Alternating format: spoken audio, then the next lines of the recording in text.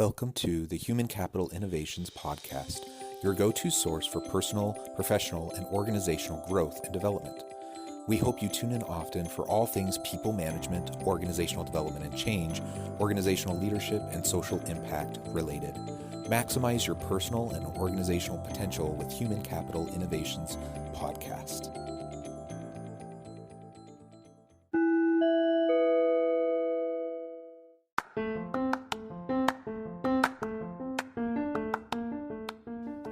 Welcome to the Human Capital Innovations Podcast. In this HCI podcast episode, I talk with Reneé Smith about creating an organizational culture of openness, safety, and transparency.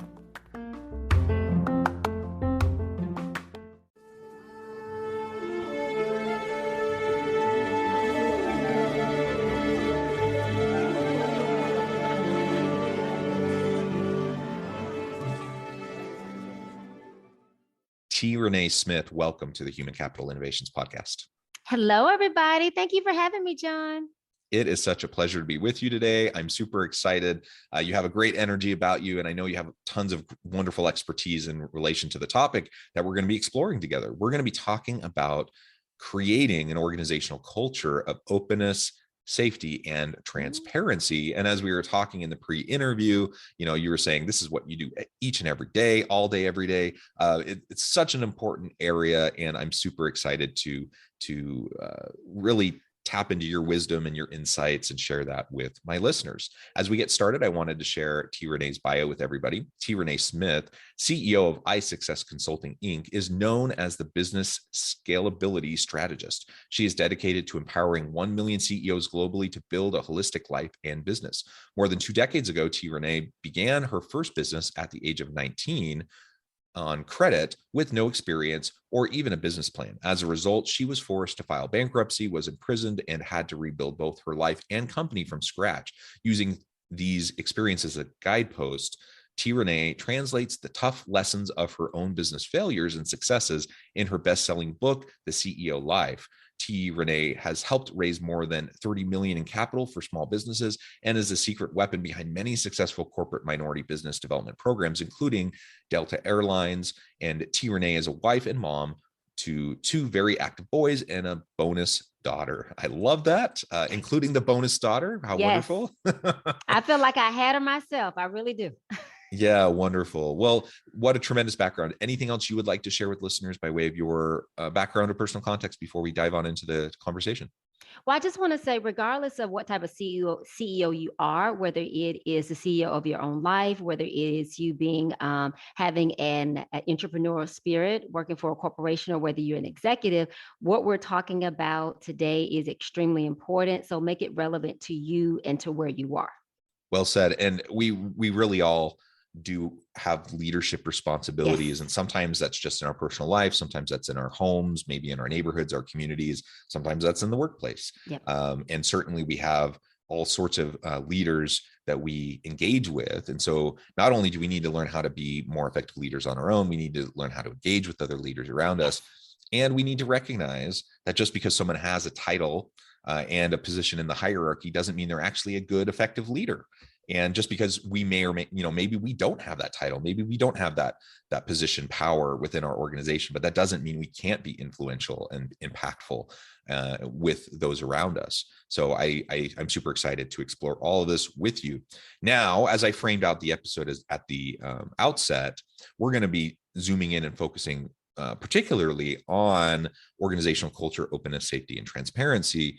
Now, of course, we can dive into other aspects of leadership as it relates to that. But why do you feel like openness, safety, and transparency is so key and foundational as we're trying to develop a positive, dynamic, healthy organizational culture? And one thing I want to say is because we do a lot of diversity, equity, and inclusion work as well. And one thing that we say that there's a difference between inclusion and belonging. And so everything that you're talking about, creating a very safe, a open, a transparent environment, that goes right along with belonging, where people feel like that they are a part, that they can talk and they can say anything without retaliation. And really all of this leads to increased productivity. It leads to better mental health. And so there's so many benefits of feeling like you belong belong in the company that you work with. So it's the tangible reasons where it affects bottom line, impact revenue. It is relational, where happier and healthier employees, they get along better. It's creating a better culture. So I think it's so many different roles, or so many different reasons, but people don't understand how you get there. So it doesn't just happen. People think that you can just roll out a training, in a corporation to talk about belonging, and it happens, but it's so much more than that. It always starts from the top down, from what your leader is executing and their behavior. So starting from the executives all the way down to the leaders, and then what you really instilling in your employees. So in order to create a culture, you have to, number one, have leaders that believe in a culture of safeness, belonging, authenticity, because a lot of organizations are very hypocritical, where they tell the leaders or they tell their employees that they want to be very transparent, they want them to be very open, but leadership is not doing that. They may be working on a merger, or they may be working on downsizing people, or any of these things, and they're not being very authentic. So when we talk about building this culture, it is from a top down. You cannot create an organization of safety and belonging if it's just at the employee level. To the extent possible, we try to have top down commitment and buy-in to these sorts of issues. Yep. Diversity, equity, inclusion, and belonging, other cultural issues within the organization. But we also want to try to have a bottom up. So like bottom up, yep. Simultaneously, top down commitment, bottom up kind of grassroots push to sometimes encourage perhaps Yes. upper management and leadership to recognize these are really important issues to us as employees, and that this isn't something to be overlooked. And when you kind of have both the energy both ways, you have a much higher chance Absolutely. of something really taking hold. And to your point earlier, whether it's with diversity, equity, inclusion, and belonging workshops and trainings and initiatives within an organization, or team building, or just some sort of OD transformation or organizational change generally, regardless of what it is, this isn't a one and done kind of a situation. It's not like you can just say, okay, everyone, we're going to hold an all teams meeting, all hands meeting. Everyone from the team is coming. We're going to talk about creating a culture of openness, safety, and transparency. And after this hour-long meeting, we're all going to get it, and boom, we're good. We can move on. No, that's not how it works. That's not how it ever works. And anyone listening who's ever been, working with a team or within an organizational setting, you recognize that the absurdity of that notion. Yet that's how we often function. That's how leaders often try to roll out things within their business. That's often how team leads will try to do things within their smaller team. And it's not out of bad intention. Like, I think people want the change to stick, but they don't really know how to do it. They don't know how to make sure it's sustainable. And ultimately we end up spinning our wheels, doing a lot of work for something that's never going to take hold, because we don't have an actual implementation kind of long-term plan for how we want to go about doing it. And we don't reinforce it over time. And so of course it doesn't stick. And we just kind of go back to whatever the status quo was before. I totally agree. And what happens is you have competing priorities, because everything has to be done. And if it's not part of the business strategy, you can definitely, I totally agree with the bottom up approach, the top down approach, the approaches in between. But it has to be part of the business strategy, or it has to be an initiative that is of importance to be able to create a culture of safety. Because like you said, you have to ingrain it in the fabric or in the DNA of the entire culture, from how you do interviewing and hiring, to your team meetings, to leaderships, to project management. Like, you are really creating a culture shift. And so you think about it, these are habits that people have. This is the behavior that they had. So you really are looking to do a behavior change. And so that takes rolling it out, reinforcing it, giving positive reinforcement when it does work. And then when it doesn't work, doing training and coaching. So it definitely is an all hands on deck effort. And then number two, you have to really able to be honest and define what your culture currently is, so you can have a baseline, and then create a vision of the type of culture that you want. What does safety look like? What does belonging look like? What does authenticity look like? What does transparency look like for our organization? because what it looks like for one organization, it'll look totally different for another organization. For instance, how Google, how they operate and how their organization is totally different than a Delta airline. So you have to, I think a lot of times people try to take an off-the-shelf approach versus really customizing it to who our leadership is, who are our employees, and really how do we operate and being honest. And so I think sometimes it's hard for corporations to take an honest assessment of where they're missing it with creating a culture of openness, safety, and belonging, and then being able to have the hard conversations of what shifts need to be made. Let's talk a little bit more about really just what we mean by these terms, because I do think that's important. So openness, safety, and transparency, they do go together. Let's take a moment and talk about what each of those mean. And then we'll talk about the how behind, really making sure we can implement this effectively.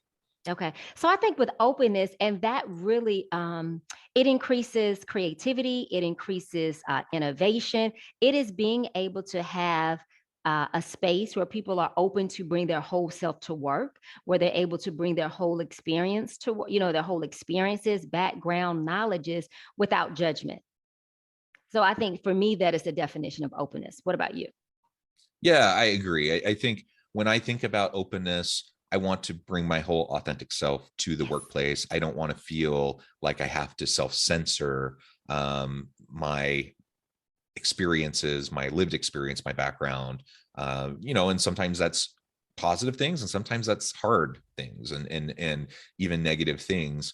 And I'm not saying we need to just be a place where everyone dumps all their baggage all the time in the workplace, but we do need to recognize that you can't compartmentalize your personal life and your work life. Like, they do bleed into each other. And so we need to have a place where we can be open, where we can share, and we can receive the type of support that we need when we're dealing with stuff, whether it's dealing with stuff at work or at home or whatever. And then of course, on the flip side, on the positive side, where we have a chance to share our wins, where we have a chance to share about the cool things that we're doing in our personal time or with our families and those sorts of things. All of that has a place in the workplace. And that's part of openness for me. And it bleeds right into safety, because if you truly have an open environment, it's a safe environment. It's a psychologically safe environment.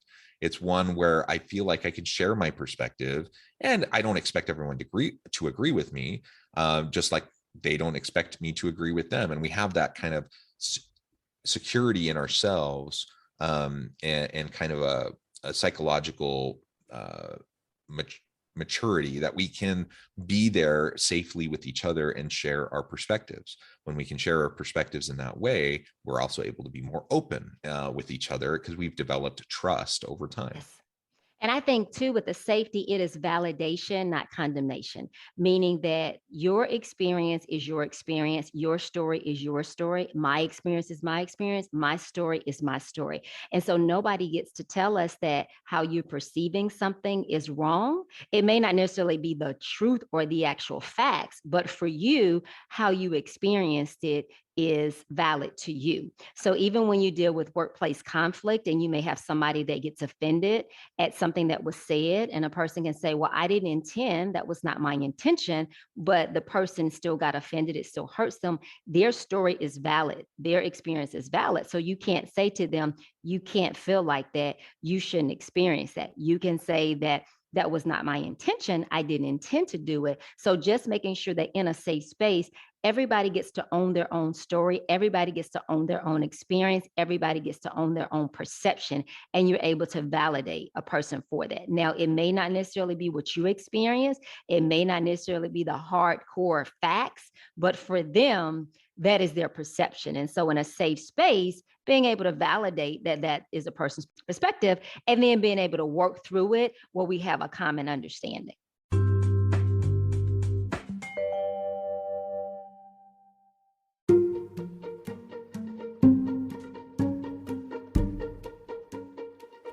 Welcome to the Human Capital Innovations Academy. Courses, micro-credentials, and certificates to upskill and reskill for the future of work.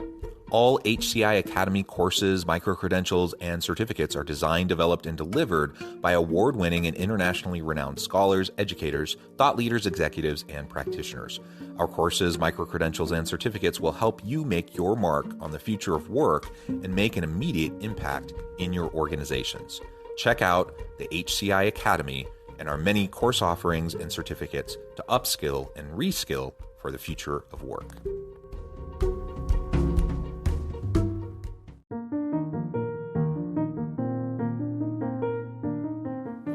Check out our new weekly LinkedIn newsletter, Alchemizing Human Capital, exploring industry trends via original research and interviews with executives and thought leaders from across the globe.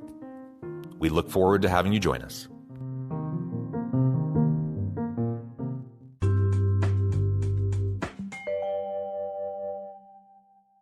Absolutely. And then that bleeds into transparency too.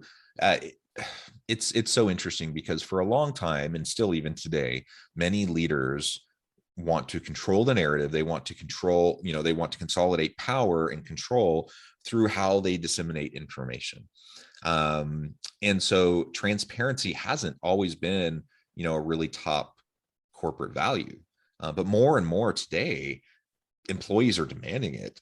Consumers are demanding it. They want transparency. And we're in the internet age where information is so easily accessed online. People want to know if, as a consumer, that I'm buying products and services from an organization that has a mission that I can get behind, that they're doing things in an ethical way, that they treat their employees well. Consumers want that transparency. Yes. Certainly employees within the organization want and demand that kind of transparency. And when they don't get it, what do they end up doing? Leaving. Most of them get frustrated. They get disengaged, and they either leave, like you said, or they psychologically disconnect. So, and that's even worse, because then they leave mentally or physically. Yeah, if you're there physically but you've left mentally, that's not great for the team. And so either way, it's not a good situation for organizations. So it blows my mind that we're still having this conversation about the importance of transparency, that we're still trying to convince executives and leaders that they need to be more transparent, open with their people. But it's one we're going to have to keep harping on, because the old school mentality still persists in a lot of organizations. And I think it's just more comfortable to have this sense of security and control that I'm going to dole out information and I'm going to be relevant because I have all the information. But we need to get past that. Mm-hmm. And I also think with transparency too, it has to be transparency without retaliation, because a lot of times you will have leadership where they're wanting to do these listening sessions and they're saying that they want to get feedback.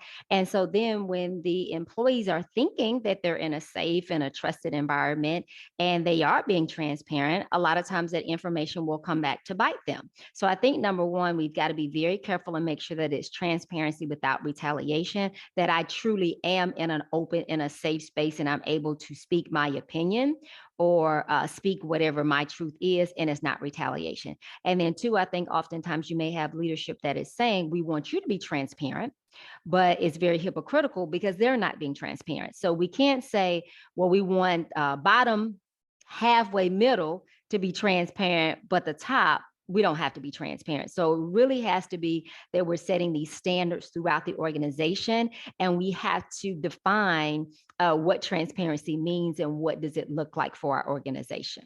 Because oftentimes when leadership is transparent, that opens them up to be able to have questions, to be able to get feedback, to be able to hear maybe people having different opinions about their policy. So leaders have to able to be inclusive leaders and be able to have their ideas challenged and not really take this authoritarian type of mentality of absolutely what I say goes, and you execute it, and then they're wondering midstream of a project being executed why it's not working or why it doesn't have the buy-in. So I think you've got to start, if you're looking at an inclusive organization that's open, authentic, you have to really look at being able to get engagement and buy-in from all levels. Yeah, absolutely. And yes, transparency goes both ways. I talk a lot about the importance of mutual accountability and trust Yes. in the workplace, right? And that part of that is transparency that goes both ways. We're mutually accountable to each other. And what you just said is so important. So often organizations talk about accountability, they talk about metrics and abiding by policies, practices, procedures of the organization, all of these things, transparency, and then it's really just one directional. It's unidirectional, and it's only the lower level managers and employees that are expected to follow it. And there's like two tiers, and there's one set of rules for the executives or senior leadership, and there's a completely different set of rules for everyone else. And that kind of hypocrisy just doesn't fly. People see through it a mile away. And it's one of the things that honestly, it demotivates people so quickly when you're given lip service to these important values that are apparently are so important to the organization, like openness, safety, and transparency, accountability, trust, those sorts of things. And then it's only used to punish people below, but there's no accountability above. And so we need to get past that. Transparency, of course, is important, both directions. And leaders, I think, need to look hard, take a good, hard, long look at themselves in the mirror. Are you being transparent enough? Or do you tend towards more of an authoritarian kind of a style? Do you tend more towards kind of power control with the information that you have? Or are you more open and democratic with the information? Recognizing that, sometimes that means people are going to know things that you wish they didn't know, and they're going to end up pushing back in ways you wish they didn't push back. But guess what? People will trust you more. They will follow you more because they trust you. And that's going to lead to better outcomes for the organization. And sometimes it means you're going to have to work through sticky issues. And sometimes they're going to point out things that need to be pointed out. And that's ultimately going to be good for the organization in the long run as well. You said it all. I don't have anything else to say. Well, good. So we've talked a lot about the importance of openness, safety, and transparency. Now, and we even talked a little bit in general terms about the importance of buy-in, top down, bottom up, making sure that this isn't a one-off kind of a thing, but we have like an actual strategy around how we're going to try to accomplish this. So those are pieces of the how. Let's now spend the rest of our time talking a little bit more in detail about how can we go about doing this? How can we really, truly create an openness culture within my team? How can we have psychological safety, and how can we be more transparent in our team right now, today? What can we start to do? Well, I think you just gave the biggest nugget, which was take an honest and a hard look at yourself, because leadership starts from within and then it goes without. So oftentimes we are looking to hold people accountable for things that we don't even hold ourselves accountable for. So as a leader, the very first thing that you have to do, and this is a leader in any kind of role, a mother, a father, an executive, an employee, whoever it is, number one, take an honest hard look at yourself and say, am I personally representative? Are the things that I do representative of safety, authenticity, transparency? Are the things that I do and how I show up, is it contributing positively to that type of environment, or is it negatively? So we're talking about, we don't even have to talk about the CEO, COO, or all the C-suites. Just look at where you are now. And as a contributor to a team, or as someone leading a team, am I showing up like that? And if not, then the very first thing that you need to do is an honest assessment with yourself and say, maybe I am being more critical. Maybe I am being retaliatory when someone is trying to give positive feedback or 360-degree feedback. And so I don't create an environment. Maybe I interrupt people, when they're talking. And so they don't feel like, maybe I offer advice when people aren't even asking for advice. So number one is do a self-assessment and see what things are you doing that are negatively contributing to not building this safe space. And then once you make the necessary changes that you need to make, then now we can start looking outward. So number one is to take an honest, hard look at yourself. And then be honest if you're willing to make the changes required, and are you committed to making the changes to show up differently? So don't expect from somebody else what you don't do yourself. And it's a hard thing because nobody's perfect. And certainly I don't need to be perfect before I start to try to expect things from other people. But you're absolutely right. Like, focus on yourself first, focus on being where you need to be, and recognize you don't need to reach perfection, and No. you need to be patient with yourself as well. And then while you're learning and growing in your own capacity to do these things better, you then can simultaneously model openness, transparency, and safety for your team, and you can start to expect more from them. And frankly, you're going to learn and grow together. You're going to misstep together, and you're going to have to make course corrections together, and that's part of the transparency, openness, and safety, right? It's part of modeling that the whole culture that you want is recognizing we don't have to have it all figured out. We don't need to be perfect at this, but we do need to make a real conscious, sustainable effort towards it. And that means we're going to take sometimes 2 steps forward, 1 step back, and then we're going to debrief and we're going to talk about it and what happened, and what can we do to be better next time. And as long as we're open to that and having those conversations and looking, critically at ourselves and being self-reflective in that way, then, I think that's the biggest part of the battle, because most people, most teams, most organizations aren't secure enough and self-confident enough to be able to go through that kind of an exercise. They're too concerned about looking dumb, looking bad, being vulnerable and having that taken advantage of and being retaliated against in some way. And so we just need to start the process and then model it. And then think, like you said, if you're a leader and you say to your team, hey guys, I've done some self-reflection and I've really noticed some areas in my life that where I may not be creating the most safe space. So these are some of the things that I'm going to work on. How about you guys tell me other areas and ways in which that I can do things to create this space? So now when you do that, and you open and hear the feedback versus, I can't believe you said that about me. I don't do that. Like, for you to be able to self-reflect, then open it up for feedback, then now you can say, would you guys be open to go on this journey with me for us to be able to create this together? So how about we all do self-reflection? Let's all figure out how to hold accountability. So now we're together, we're apart, and it's not me over here telling you what it is to do. So the leader is very important for you to do some self-reflection first, just like you said, and then bring your team along and you guys are doing it together. I love it. Reneé, this has just been a fascinating conversation. So much fun. I know at the time I'm going to have to let you go here in a minute, but we've just scratched the surface. There's so much more we could say, and you're welcome back anytime and we can continue the conversation. But before we close for today, I wanted to give you a chance to share with listeners how they can get connected with you, find out more about your work, and then give us a final word on the topic for today. Okay. So guys, you guys can reach me on all social media platforms at iSuccess Consult. ISUCCESS Consult, CONSULT. And my website is iSuccessConsulting.com.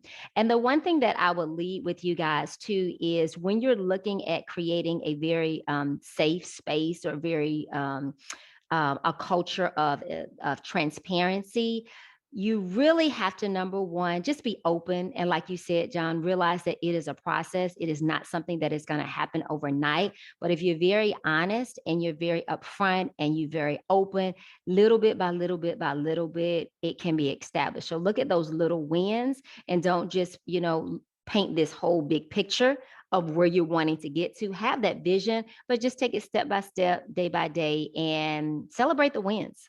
Absolutely. Celebrate the wins. Always super important. Thank you, Reneé. It's been a real pleasure. I encourage listeners to reach out, get connected, find out more about what she can do for you. Check out her book.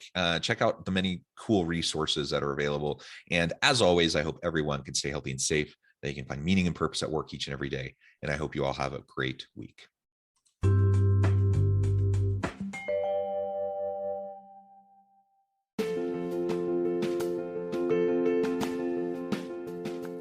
Bluer Than Indigo Leadership, the journey of becoming a truly remarkable leader. Early in my adult life, I learned about an Asian proverb that translates as bluer than indigo.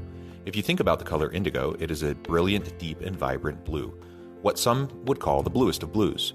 To have something that is bluer than indigo is rare and truly remarkable. Contrary to popular myth, there is no one-size-fits-all or cookie-cutter approach to effective leadership. There is no silver bullet, no secret sauce, no go-to model that will solve all of your problems.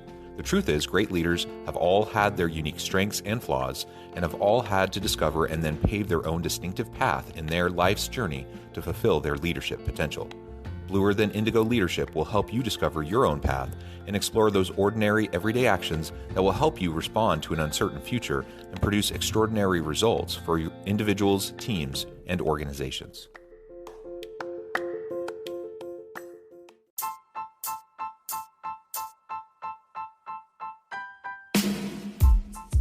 The alchemy of truly remarkable leadership. Ordinary, everyday actions that produce extraordinary results. Consider how the nature of work has shifted over the past 50 years. With increased globalization, rapid technological advancement, and the shift in economic composition, the average job of today looks very different than the average job of 50 years ago. What will the jobs and organizations of tomorrow look like? Moreover, what does this all mean for organizational leaders? What are the core competencies and capabilities of organizations and their leadership that are prepared for continued disruption and geopolitical and socioeconomic shifts? Regardless of what the future holds, increasingly, leaders need to be socially minded, data-driven, decisive, champions of talent, and disruptors of the traditional notions of leadership, teams, organizations, and work. The alchemy of truly remarkable leadership will help you to explore your own leadership competencies and capabilities and consider ways to apply and implement them into your workplace and personal life.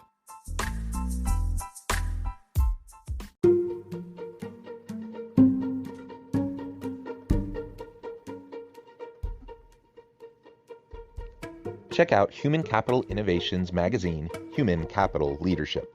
Human Capital Leadership is a free, interactive e-magazine with the mission to help individuals, leaders, and organizations find innovative approaches to maximize their human capital potential.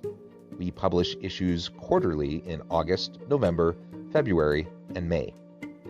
Take a look at the latest issue and let us know what you think.